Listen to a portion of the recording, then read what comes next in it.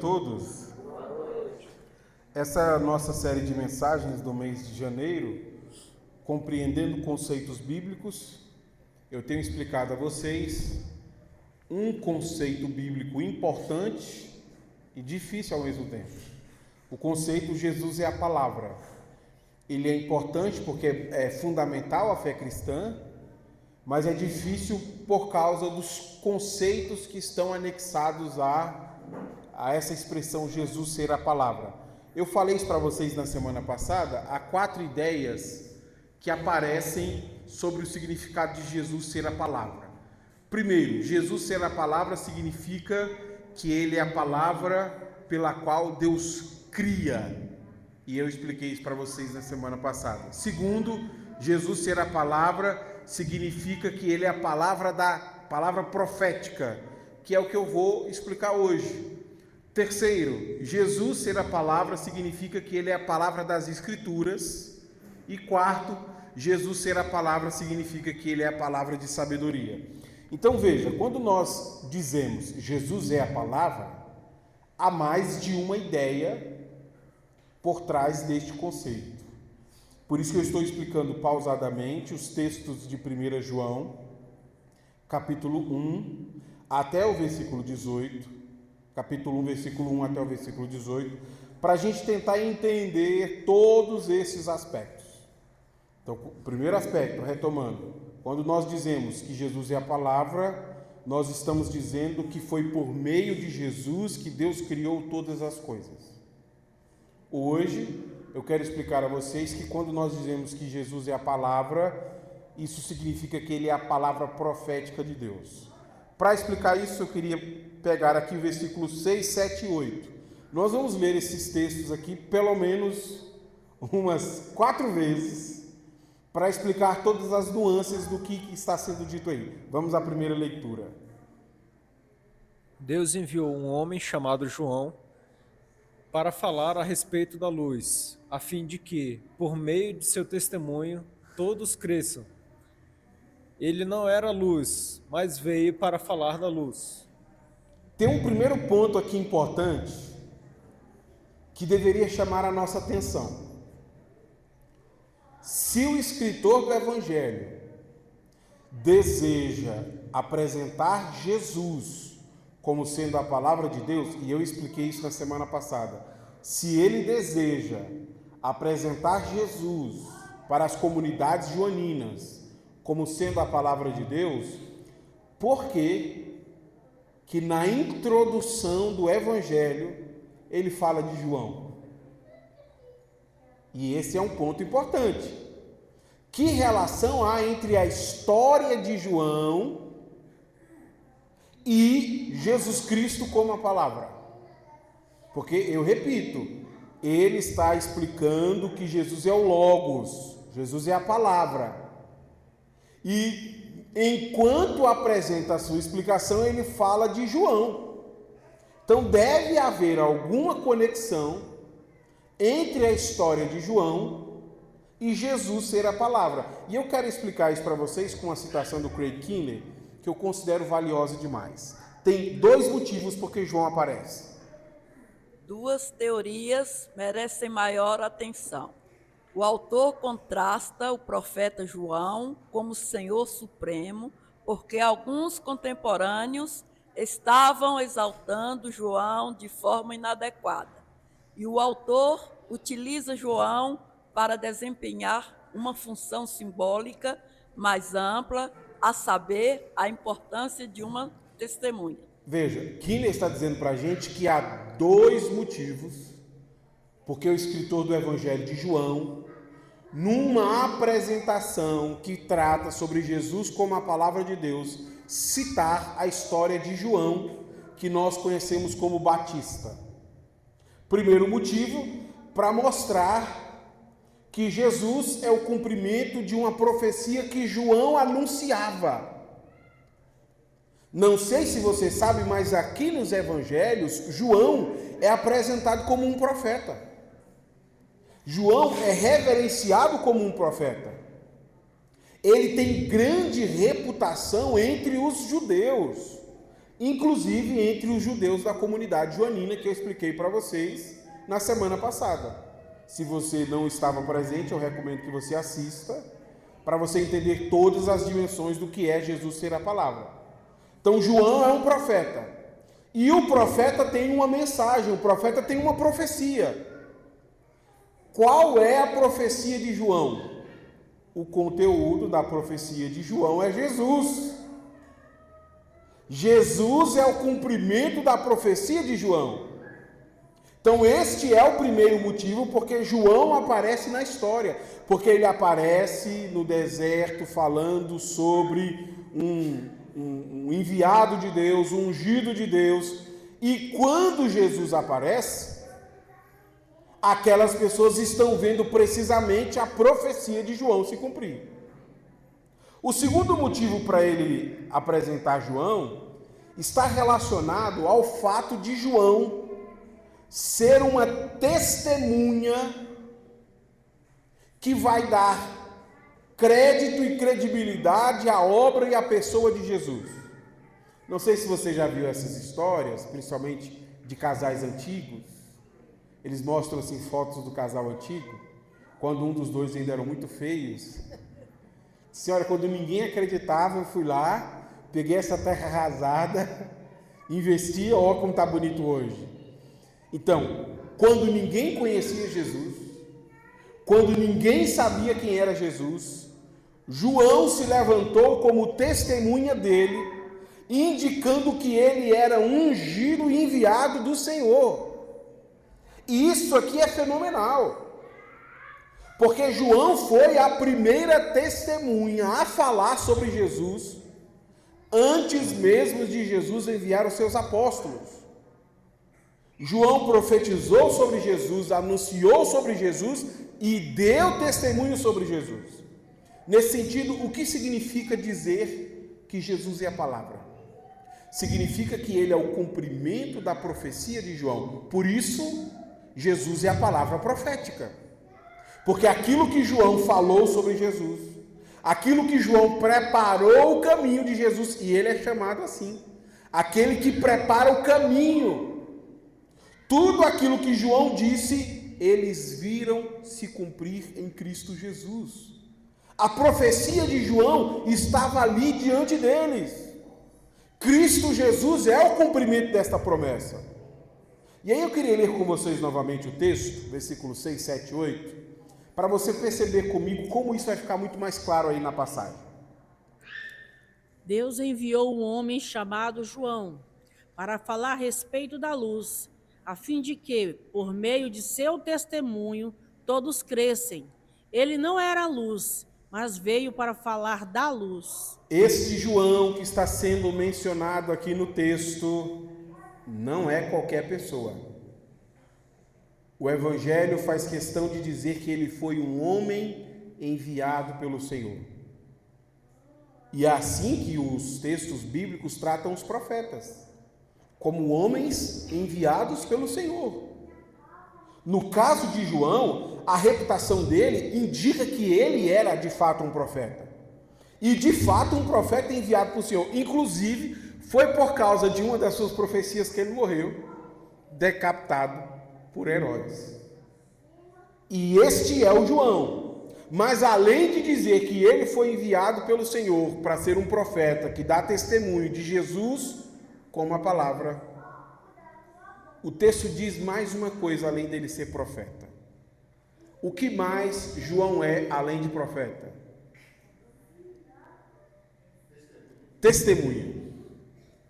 Deus enviou João para ser uma testemunha de Jesus, para dizer às pessoas que Jesus é a luz que Deus enviou ao mundo. E aqui, antes de pegar o ponto da testemunha, eu preciso explicar para vocês um sentido pretendido pelo autor ao chamar Jesus de luz. O escritor do Evangelho chama Jesus de luz, mas João não é uma luz. João seria uma lâmpada profética. A luz aqui é Jesus e não João. Pastor, que diferença existe entre uma luz e uma lâmpada? Deixa eu colocar isso para vocês numa citação que vai ficar um pouco mais claro para a gente explorar o que João está querendo dizer aqui nesse evangelho. Se João testemunhou sobre a luz, ele próprio não poderia ser a luz. Somente Jesus era a luz. João era meramente uma lâmpada, embora alguns aparentemente acreditassem que ele era a luz. Existe uma diferença muito grande entre você ser uma luz e você ser uma lâmpada. E o que o texto explora aqui é essa diferença. Apesar da lâmpada, apesar da lanterna servir para iluminar aquilo que está escuro, a lanterna, uma lâmpada, não é a própria luz. Quando você olha a lanterna, uma lâmpada, você não está olhando a luz, você está olhando um objeto. A pessoa só consegue enxergar porque aquela lanterna, aquela lâmpada, consegue de alguma maneira expor a luz. E é a luz que traz claridade, mas a lanterna não é a luz. Por que o texto está fazendo esse trocadilho? Para tentar mostrar que João é uma lâmpada. Ele está apontando para as pessoas que aí está vindo a luz. Ele está apenas clareando aquilo que estava escuro. Ele está apenas preparando. E a diferença entre João e Jesus é essa. João foi enviado pelo Senhor para ser uma lâmpada que traria clareza à percepção dele sobre quem era Jesus. Mas João não é a luz. E na aplicação eu quero mostrar que diferença isso faz para a vida cristã. Não existe no cristianismo nenhuma pessoa que consiga ser a luz a não ser Jesus Cristo. Jesus Cristo é a única luz que existe no cristianismo, não existe outra. E a mensagem de João está exatamente apontando para isso. João aponta para a realidade que a luz está vindo, que Jesus é a luz de Deus. E o terceiro e último aspecto que o texto menciona para nós é sobre o testemunho. Então nós vamos repetir a leitura mais uma vez, só que agora eu dei um grifo para a gente perceber que o aspecto do testemunho também está dentro do texto. Deus enviou um homem chamado João para falar a respeito da luz, a fim de que, por meio de seu testemunho, todos crescem. Ele não era luz, mas veio para falar da luz. Bom, são dois os motivos que dão a João a legitimidade para ser uma testemunha de Jesus. Primeiro motivo que dá a legitimidade de João para ser uma testemunha de Jesus é porque ele foi enviado pelo Senhor. Foi Deus que o levantou para ser uma testemunha de Jesus. Segundo motivo, porque João tem legitimidade para ser uma testemunha de Jesus, é porque ele ouviu e viu aquilo que Jesus poderia fazer. Deixa eu explicar cada um desses aspectos, para você entender a grande dimensão que há aqui em ser uma testemunha de Jesus. Primeiro, João só pode ser testemunha porque ele foi enviado para testemunhar. E isso tem a ver com a diferença entre João e as outras pessoas. Ele foi estabelecido pelo próprio Senhor como um profeta. Sabe o que isso significa? Que há autoridade nisso que João está dizendo. João é alguém autorizado por Deus para falar aquilo que ele está dizendo. João não está imaginando uma mensagem, construindo uma mensagem, criando uma mensagem. Ele está simplesmente pegando a mensagem de Deus e comunicando às pessoas e dizendo: Jesus é a luz de Deus. Ele é testemunha por este motivo, porque ele possui um status superior, ele é um profeta. O segundo motivo porque João é uma testemunha tem a ver com a sua experiência com Jesus. Aquilo que ele viu e ouviu Jesus fazer. João conheceu Jesus. João ouviu Jesus ensinar. João viu as obras de Jesus. E agora perceba como isso é maravilhoso. Ele está no deserto dizendo: voz do que clama no deserto, endireitai as vossas veredas. Ele está lá mandando as pessoas se arrependerem, ele está batizando as pessoas, porque vai vir o caminho, vai vir a luz do Senhor, e de repente quem é que está ali diante dele? Jesus. Tudo aquilo que ele havia anunciado, ele está vendo. Ele está vendo o poder com que Jesus faz as coisas. Ele vê as maravilhas como Jesus age. E ele tem legitimidade para dizer que aquela mensagem era verdadeira. Essa é uma característica de profecia falsa. Como é que a gente sabe que uma profecia é falsa?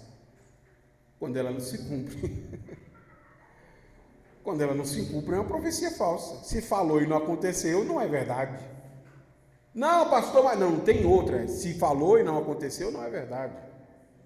João falou de uma verdade que era nova para eles. E João, além de falar, ele viu tudo aquilo que ele havia anunciado acontecer diante dos seus olhos. Isso que significa ser uma testemunha. Significa se envolver pessoalmente com a mensagem que você comunica. Como você vai falar de um Messias e de uma luz que você nunca viu? E este aspecto da pessoalidade, este aspecto do envolvimento com a mensagem, é um aspecto importante no testemunho cristão. E aí eu coloco uma última citação para encerrar a explicação. A tarefa para a qual João foi comissionado é claramente declarada. Ele veio como testemunha. O termo é melhor entendido como dar testemunho sobre o estado verdadeiro das coisas por alguém que tem conhecimento mais completo ou posição superior. Eu sempre gosto de dar essa ilustração porque eu acho que ela é riquíssima. Riquíssima. Imagine eu dizendo assim a vocês: olha, aqui eu tenho um creme muito poderoso para queda de cabelo. Poderoso demais. Ele é tão forte que você não pode aplicar com a mão, porque senão vai nascer pelo na mão na palma da sua mão. Só tem um detalhe: eu estou vendendo esse creme, mas eu sou careca. Você compraria um creme desse de um careca? Fala, amigo, calma, você está falando que esse creme é tão poderoso que se eu colocar com a mão vai nascer na palma da minha mão. Mas você não passou aí na sua cabeça não? Você é careca. Como é que você quer vender um creme que não fez efeito na sua vida? Ah, não, mas é porque eu comecei o tratamento agora. Então, quando você terminar, você me procura e mostra o resultado deste creme para me dizer se eu acredito ou não no que você está falando. É isso que é João. Ele anunciou algo maravilhoso e ele viu tudo aquilo que ele havia anunciado. E por isso que o testemunho dele é válido, porque há duas coisas importantes em João que o fizeram estar na introdução do Evangelho. Ele não está aqui de propósito, ele não está aqui sem propósito, ele está aqui por dois motivos. Primeiro, porque o seu testemunho é verdadeiro. Esta mensagem de João foi comunicada pelo próprio Senhor. É o próprio Deus quem disse a João: João, eu estou te levantando como um profeta, e diga a essas pessoas que o ungido está chegando. Segundo, João está neste relato porque João viu e experimentou tudo aquilo. Inclusive essas foram as palavras do Senhor enquanto ele estava preso. Ele manda os seus discípulos perguntar: Jesus, você é mesmo aquele que nós estávamos esperando ou devemos aguardar outro? E Jesus responde: vai lá e diga a João tudo o que vocês têm visto e ouvido, porque a prova está exatamente que a profecia está se cumprindo. E este é um aspecto fundamental do testemunho. Toda pessoa levantada por Deus para dar testemunho sobre a obra de Deus precisa, primeiro, receber esta mensagem de Deus, segundo, experimentar essa mensagem de Deus. E João é essa pessoa. Como eu falei agora há pouco, enquanto ninguém conhecia Jesus, quando ninguém sabia quem era Jesus, João se levantou como uma voz solitária no deserto, dizendo: ele está chegando. E quando ele chegou, João viu o que ele fez. É isso que significa Jesus ser a palavra. Ali, diante daquelas pessoas, está o cumprimento da profecia do Senhor. Tudo que João anunciou se cumpre em Cristo Jesus.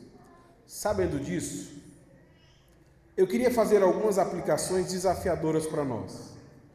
Como que este conceito de Jesus ser o cumprimento das profecias anunciadas por João nos desafiam hoje? Primeira aplicação. Testemunho cristão envolve relacionamento com Jesus Cristo e com sua obra.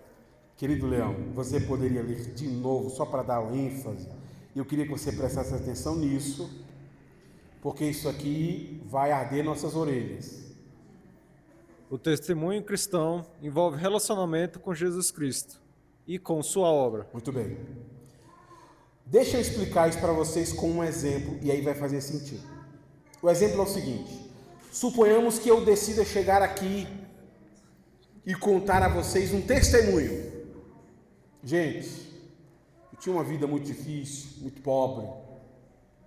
Um dia fui para a universidade, fiz um curso, uma faculdade, terminei o curso e consegui um emprego melhor. Hoje eu estou ganhando muito mais do que eu ganhava antes. Então quer dizer que hoje eu estou bem empregado. Esse é o meu testemunho. A pergunta que eu te faço é: o que falta nesse testemunho para ele ser um testemunho cristão? Envolvimento com Cristo. Ou seja, muitos testemunhos falam sobre algo, mas nem todo testemunho é sobre Cristo.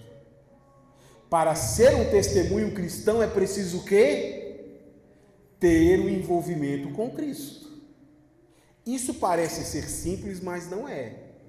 Porque você já reparou a quantidade de testemunhos que são contados em que Cristo não começa nem no começo, nem no meio, nem no fim da história?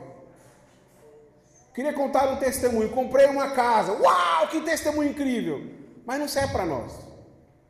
Mas por que não serve? Eu comprei uma casa, não é difícil? É difícil. Eu mesmo tenho 38 anos que moro sem uma. É difícil. Mas esse não é um testemunho cristão.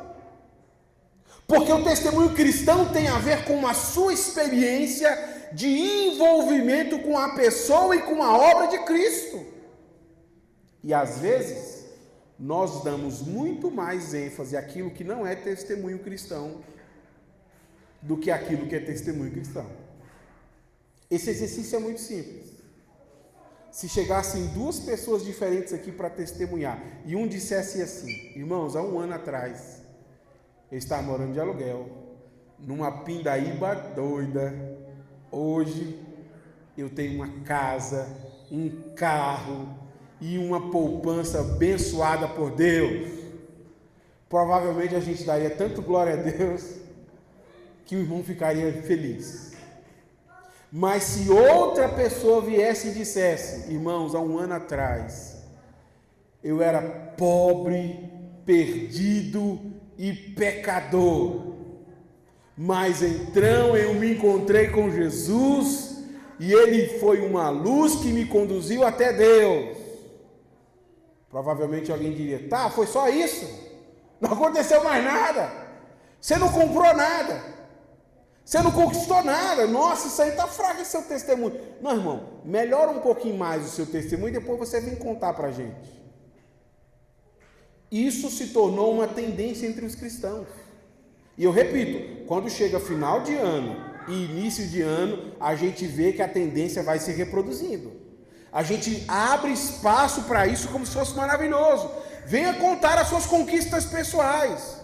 Então os testemunhos deixaram de ser aquilo que Jesus fez para você e passou a ser a sua experiência de sucesso.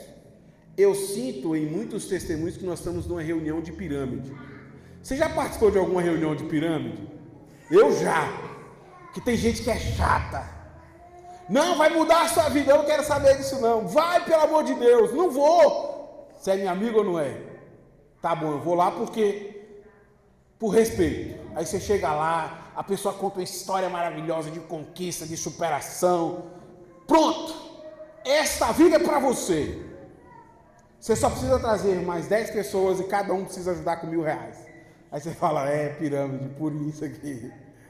Às vezes nós estamos vendo a mesma coisa se reproduzindo na igreja. Aconteceu comigo, você quer ver acontecer com você? 10 pessoas com R$1.000 e vai acontecer a mesma coisa na sua vida. Fala, meu Deus, será que eu estou na reunião de pirâmide? Onde é que está o testemunho cristão? Onde é que Cristo se envolveu nessa história? E aí, para não parecer que é pagão o nosso testemunho, a gente usa expressões assim bem genéricas. Quero contar uma bênção, que para muita gente significa muita coisa. A experiência cristã prescinde, exige que você tenha um envolvimento com Cristo Jesus. Eu tinha uma decisão importante para tomar. Eu fui orar ao Senhor e Jesus Cristo naquele dia me deu sabedoria para tomar uma decisão. Ele disse que está conduzindo a minha vida e eu pude tomar uma decisão correta porque Jesus se envolveu na minha história. Isso é um testemunho cristão. E aí nós temos que parar de banalizar as coisas, irmãos.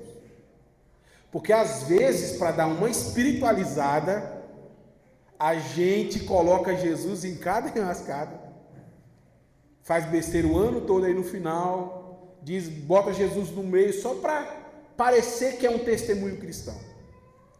Se você nunca teve um testemunho cristão, eu te desafio a procurar Jesus, que é uma promessa viva para o povo de Deus.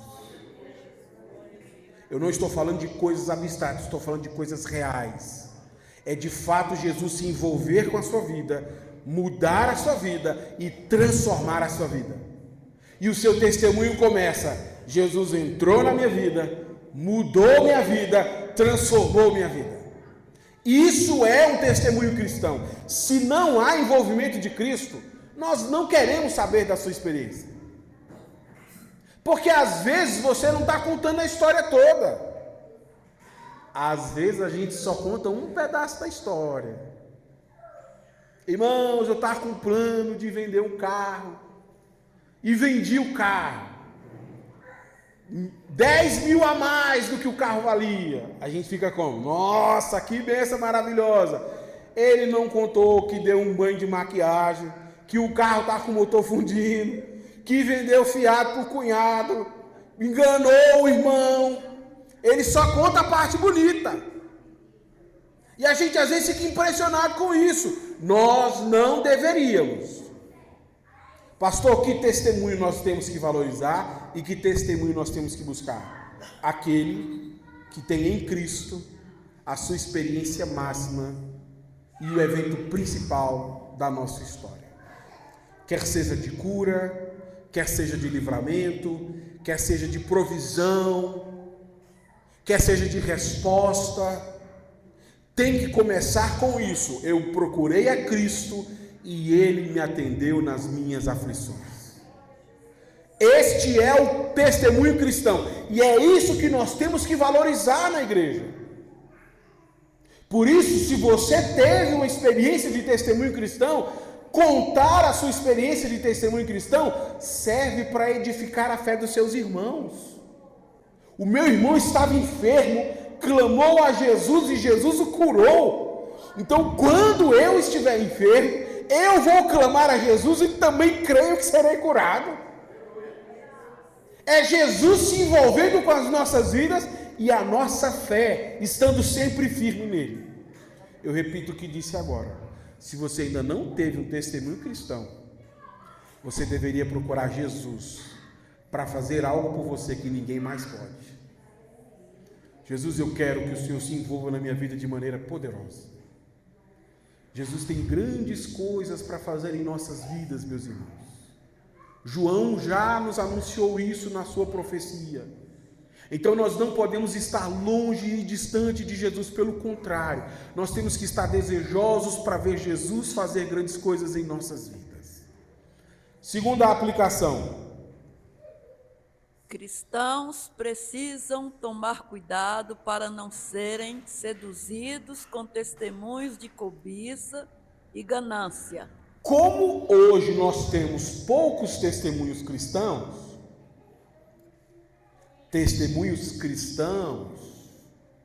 nós passamos a ouvir todo tipo de testemunho. Quando você tem uma reunião de testemunho, você escuta todo tipo de coisa engraçada a coisa séria. O problema de muitos desses testemunhos, principalmente aqueles que não são cristãos, é que esses testemunhos são convites para você seguir pelo caminho da cobiça e da ganância. Eles estão falando sempre sobre conquistar,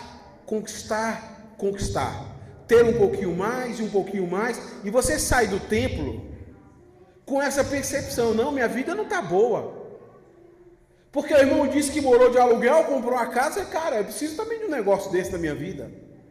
E a gente sai daqui como? Ganancioso. Eu preciso de algum impacto financeiro na minha vida para contar ano que vem. O problema de tudo isso é que isso não tem nada a ver com o testemunho cristão. Não foi para esse tipo de testemunho que Jesus levantou João. João foi levantado para dar testemunho sobre quem era Jesus. Irmãos, deixa eu colocar isso de maneira bem clara. Quando as pessoas ouvem o seu testemunho, que tipo de impressão elas têm sobre Cristo? Deixa eu contar aqui uma história real, para você perceber como a imagem que as pessoas podem ter de Cristo é muito estranha. Nós tínhamos uma congregação, um lote muito grande, tinha um templo de madeira e ao lado foi feito um templo de alvenaria. Quando terminaram de fazer o templo de alvenaria, o pastor decidiu tirar o letreiro do templo de madeira e colocar no templo de alvenaria.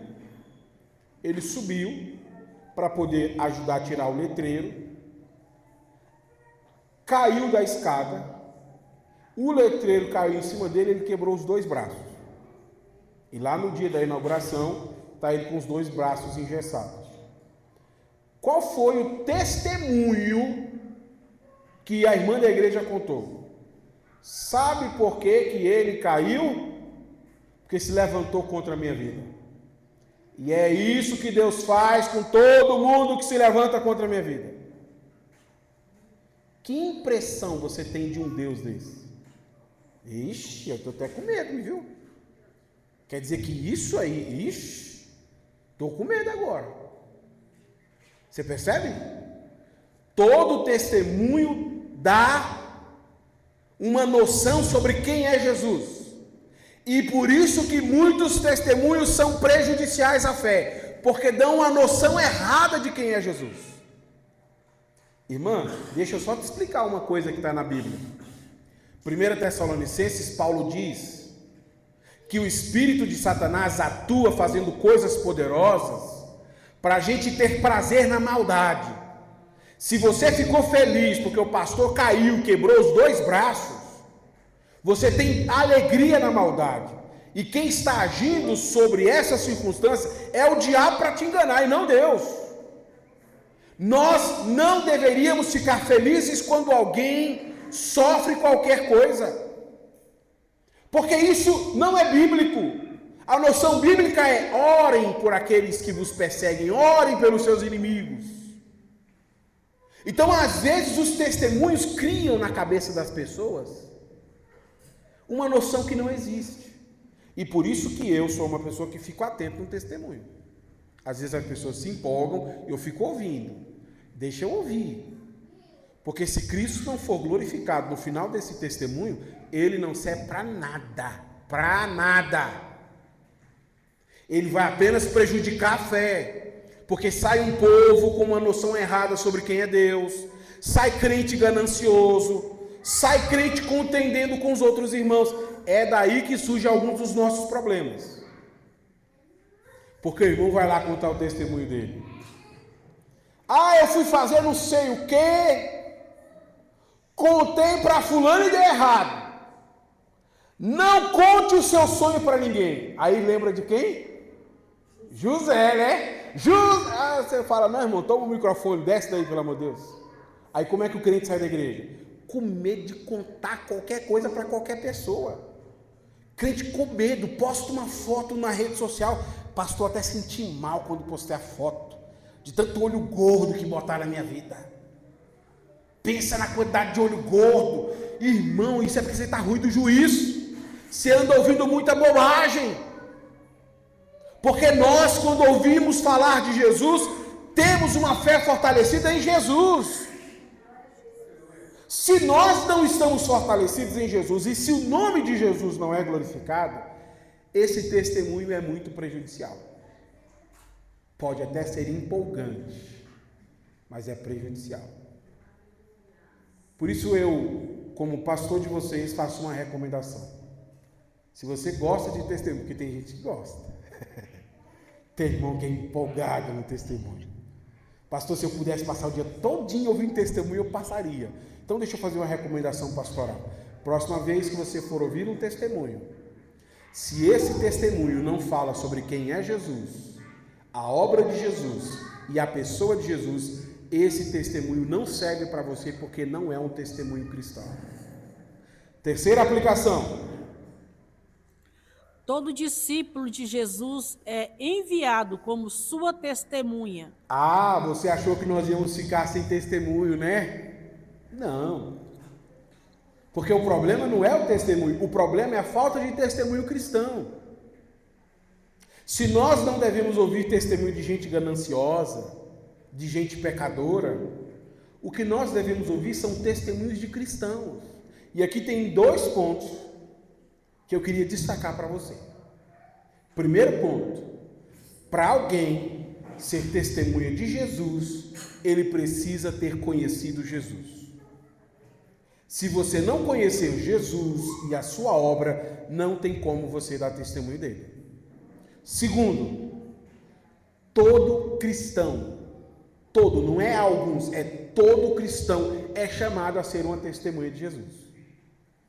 E isso aqui é um problema, porque aqui nós entramos na escassez. Você sente necessidade profunda de ver Jesus continuar atuando na sua vida? Hoje, tem alguma área da sua vida que você entende que Jesus precisa fazer algo grande? Espiritual, sua saúde, seus relacionamentos. Porque o cristão é uma pessoa que vive em eterna dependência de Cristo. Ele está sempre se envolvendo com a obra e com a pessoa de Jesus, porque ele sabe que Jesus está restaurando a sua vida à imagem de Deus. Nesse sentido, o cristão deveria sempre ter um testemunho a contar. Ah, eu queria dar um testemunho. Era muito impaciente, tratava mal todo mundo. Mas então eu descobri que Jesus produz paciência em nossas vidas. Nossa, mas Jesus está me ajudando demais. Estou aprendendo a ser paciente. Isso é um testemunho cristão. A maneira como você olhou para a sua vida e viu em Jesus aquele que produziria em você aquilo que você não conseguiria produzir. E esse testemunho serve à edificação da igreja. E por isso que eu quero te desafiar essa noite. Em 2025, você deve contar pelo menos um testemunho na sua igreja. Vou repetir o desafio. Você que é crente, em 2025, deve contar pelo menos um testemunho na sua vida. Um é pouco, mas vamos começar com um. Porque se você não tiver um testemunho do que Jesus fez na sua vida, você precisa se abraçar com ele com urgência. Urgência. Pastor, eu quero contar um testemunho da minha vida espiritual. É isso. Jesus mudou minha vida espiritual. Pastor, eu quero contar um testemunho de cura. É isso. Jesus cura mesmo. Pastor, eu quero contar um testemunho de evangelização. É isso. Jesus nos envia a testemunhar dele. Mas se chegar 31 de dezembro de 2025 e você não tiver nenhum testemunho, significa que você não se envolveu com Cristo, que é a palavra. Quer aceitar esse desafio? Antes de seguir a pregação, feche teu olho sentado aí como você está. Senhor, esse é um desafio que está sendo posto para cada um de nós. O nosso desejo é ter essa experiência com Jesus que nós ainda não tivemos. Há tantas áreas em nossa vida que precisam de transformações. E nós cremos que Jesus vai restaurar e mudar as nossas vidas. Por isso que cada um aqui essa noite está precisando e pedindo isso ao Senhor. E eu peço ao Teu Santo Espírito que dê uma experiência transformadora a esta pessoa que me ouve. Que ela possa viver aquilo que só Jesus pode fazer por ela. Em nome de Cristo Jesus eu te peço, Senhor, faz dessa pessoa Tua testemunha. Permita que essa pessoa experimente aquilo que só o Senhor pode fazer. Na família, na saúde, na vida espiritual, no casamento, em todo o ser integral desta pessoa, Jesus. Levanta esta noite testemunhas eficazes de Cristo neste lugar. Assim eu oro e te peço em nome de Cristo Jesus. Amém. Quarta aplicação. Por mais grandioso que seja o nosso testemunho, nós nunca seremos luz. Isso aqui é importante, porque o texto bíblico fez questão de distinguir João de Jesus. João não é a luz. João é uma lanterna. Quem é a luz? Jesus. Pastor, por que dizer isso é importante? Porque uma das características das seitas é que os líderes de seitas querem ser luz sobre a vida das pessoas. Por exemplo, você quer prosperar na vida? Se submeta à minha autoridade.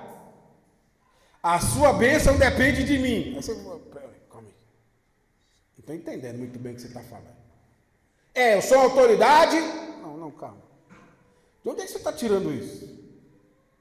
Isso é uma característica da seita. E sabe o que é pior? Isso começa a se tornar tão comum que às vezes as pessoas acham que de fato existem luzes além de Jesus. Pastor, ore por mim. Não, tudo bem, eu vou pedir o presbítero da igreja para ir lá na sua casa. Não, pastor, presbítero não, você. Eu tenho certeza que se você orar, o milagre vai acontecer. Ixi, então você está muito errado. Porque nós, os cristãos, só temos uma luz e o nome dela é Jesus Cristo. Eu e absolutamente ninguém temos poder de mudar ou impactar a sua vida. Essa é uma característica de igrejas doentes. Os líderes começam a impor autoridade espiritual que não existe. Não existe.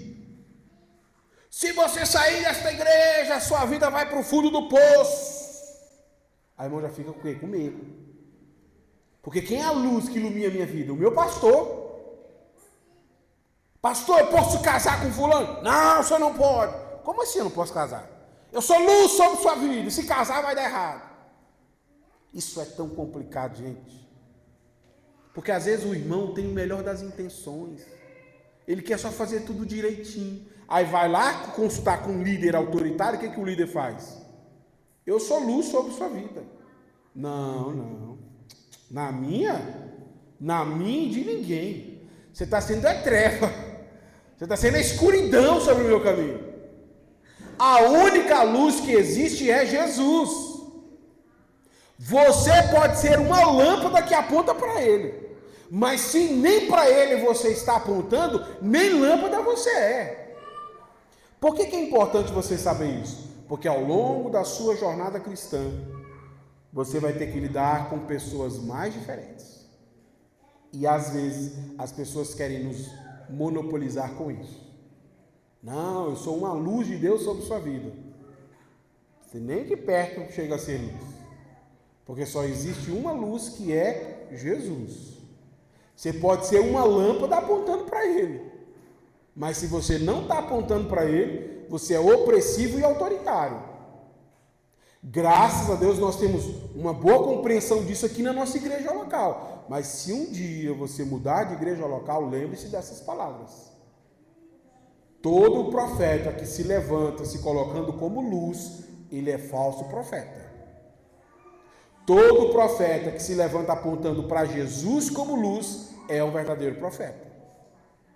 Irmão, não tem ninguém aqui na terra que seja luz sobre sua vida. Isso pode até ser traumático para muitos de nós que cresceram assim numa relação abusiva. Sabe o que é uma relação abusiva? Uma pessoa se impôs sobre você como luz. Até para comprar pão você tinha que pedir autorização.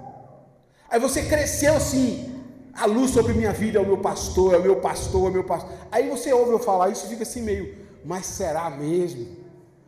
Será mesmo que se eu fizer as coisas do meu jeito, eu não vou sofrer?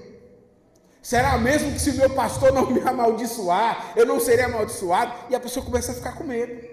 Eu tenho medo, pastor. Porque fulano saiu e bateu o carro. Será que não vai acontecer comigo também? A gente começa essas histórias de horror, né? Eu estava dando aula para um aluno, inclusive aqui na igreja, de pregação. Ele contou essa experiência traumatizante. Ele fez parte de uma igreja, de uma liderança tóxica, que oprimia as pessoas e que ameaçava quando elas diziam que iriam sair. De tanto sofrer, ele decidiu sair. Ele falou, é melhor queimar no inferno do que queimar dentro dessa igreja. E sabe o que aconteceu de ruim com ele? Nada. Porque aquele pastor não era luz sobre a vida dele. E ele estava contando aqui pra gente, assim, muito emocionado, como que ele sofreu nas mãos de uma liderança diabólica. Aquele relato me emociona exatamente porque eu sei o que é ter uma pessoa que se considera autoritária sobre você. Lembre-se de 1 João. A palavra profética é Jesus e não as pessoas. Irmãos, eu fui enviado por Deus para ser pastor de vocês, mas em nenhuma hipótese eu consigo chegar perto ou substituir aquilo que só Jesus pode fazer por vocês. Enquanto eu estiver apontando para Jesus, eu sou uma lâmpada, mas a luz não vem de mim, a luz é do próprio Deus, que nos enviou o seu Filho Jesus Cristo. Que você leve isso como uma experiência para a sua vida. Quinta aplicação. Testemunho cristão deve resultar em crença em Jesus, não em hedonismo. Hedonismo. João foi enviado para produzir nessas pessoas crença. O homem enviado por Deus para ser testemunha de Jesus, e esse testemunho produz crença. As pessoas que ouviram João falar, a voz que clamava no deserto, creram em Jesus. Porque João deu testemunho disso. E isso é um ponto importante no testemunho cristão. O testemunho cristão deve produzir nas pessoas crença em Jesus e não hedonismo. Pastor, o que é esse tal de hedonismo que apareceu aí na palavra? Hedonismo é uma doutrina filosófica que acredita que a sua felicidade será alcançada enquanto você estiver buscando o seu prazer. Quer ser feliz? Busque o seu prazer. Realize os desejos do seu coração. Quanto mais você se esforçar para realizar os seus prazeres, mais feliz você vai ser. Qual que é o nome disso? Hedonismo. E por que eu estou dizendo isso? Porque às vezes nós começamos a ouvir coisas na igreja que não aumentam a nossa crença em Jesus. Eu acabei de citar exemplos de testemunhos que não mostram Jesus como luz, que produzem em nós egoísmo, que produzem em nós ganância, cobiça, inveja, orgulho. O testemunho cristão deve produzir naturalmente crença em Jesus. Depois que eu escuto o irmão testemunhar, o meu desejo é crer em Jesus. Deixa eu repetir. Depois que você vier aqui à frente, contar o seu testemunho, o desafio foi lançado. Todo mundo precisa vir aqui contar um testemunho. Depois que você vir aqui contar o seu testemunho, o que deve ser produzido no coração das pessoas é crença em Jesus. Pastor, mas é possível produzir essa outra coisa? Sim, é possível. Eu queria colocar aqui um texto, fazendo um link com a nossa escola bíblica, Romanos 13, 14, onde Paulo fala sobre a diferença entre as obras da luz e das trevas. Em vez disso, revistam-se do Senhor Jesus Cristo e não fiquem imaginando formas de satisfazer seus desejos pecaminosos. Sabe o que eu achei maravilhoso nesse texto? Porque aqueles que estão na luz de Deus, eles são conhecidos por se revestirem de Jesus. Cristo Jesus. É isso que a fé produz em nós. O testemunho cristão produz fé em Cristo Jesus. E o que o hedonismo produz em nós? A pessoa fica em casa imaginando, olha a sua criatividade, imaginando novas maneiras de satisfazer os seus desejos pecaminosos. O que eu posso fazer para sentir mais prazer, mais alegria? E fica em casa imaginando como dar mais prazer à sua carne. Essa é a diferença entre a obra da luz e das trevas. Na obra da luz, o que é produzido em nós é crença em Jesus. Na obra das trevas, o que é produzido em nós, desejos pecaminosos. Mais uma vez eu repito, se o testemunho produziu em você desejo de cobiça, ganância e inveja, este não é um testemunho cristão autêntico. O testemunho cristão autêntico deve obrigatoriamente produzir fé. Eu queria orar por você, para que nós pudéssemos refletir que tipo de testemunho nós temos sido na nossa família e em nossa comunidade. Na sua família, que tipo de testemunho você dá? O autêntico testemunho cristão? No seu trabalho, que tipo de testemunho você dá? O autêntico testemunho cristão? Ou você é uma pessoa que está dando testemunho das obras da carne lá onde você vive? Todo mundo sabe da sua inveja, do seu orgulho, da sua ignorância. Todo mundo sabe os seus defeitos. Eu queria orar por você para que o Espírito Santo de Deus essa noite te convencesse sobre o que é o autêntico testemunho cristão. Fique em pé para nós orarmos.